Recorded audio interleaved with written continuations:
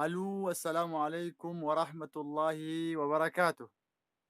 وعليكم السلام ورحمة الله تعالى وبركاته. أهلا فيك أختي. أهلا فيك كون.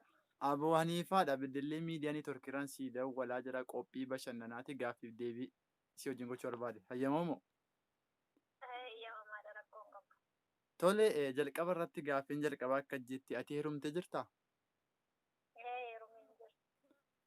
غيرم تات قافي تيانون سيد إيسا أما ونت الدنيا را ونت الدنيا كان را جبتو مالي سدركاتو كفات. Masaanuu tole osoo amma dirqama mootiin biyya tokko keessa jiru mootiin biyya keessan keessa jiru abbaan manaa kan kee lama fuuchuu qabdaa yoo lama fuun immoo ni ajjeefamtaa jedhamee abbaa manaa kan kee gaafatamee abbaan manaa kan kee dhufee yaa haadha warraa kiyya mootiin yookaan ni duutaa lama fuudhinaan jedhee si gaafatee hayyama si gaafate akka lama fuudhu ni hayyamtaafi. Akka inni duune yama.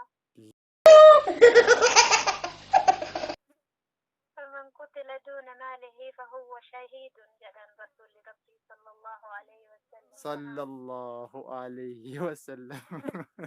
Icciitiin akkam baanee jidduu teessan gallaale isin waliif goblaadhaa waliif taatan alaale waliif uffatallee jedhee rabbul jaliile hayyama isaatiin deemtaa hayyama isaatiin galee hayyama isaatiin deemtaa hayyama isaatiin galee karaa irraa deemtu bitaaf mirga khilaale waan isa sitti aarsu qalbiin firraatiin taale gammachuu wajji deemii nagaan bobba'i galee yawas dhugaan milkooftan min rabbii kal jaliili yawas dhugaan milkoofta min rabbii kal jaliili.